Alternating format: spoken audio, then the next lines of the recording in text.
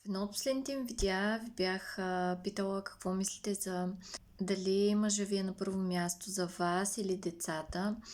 И много от хората ми отговориха, че слагат на първо място децата, което за мен е тотално грешен подход, защото партньорът ви е най-важният човек в живота, защото това е вашето другарче за цял живот.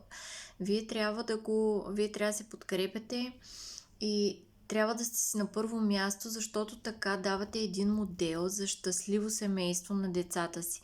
Те гледат постоянно дали сте сплотени, как реагирате, дали решенията ги вземате заедно, кой как се справя в ситуации, и всъщност това учи децата чрез примера, който вие давате с партньора си, какви семейства ще градят, какви ценности ще имат и така нататък. И това е едно от най-важните неща. Това не значи, че децата ви ще са по-малко обичани или ще са по-малко обгрижени. Въпросът е, че на първо място до вас е партньора ви. Тук искам да направя едно уточнение, въпреки че няма да го разтеглям.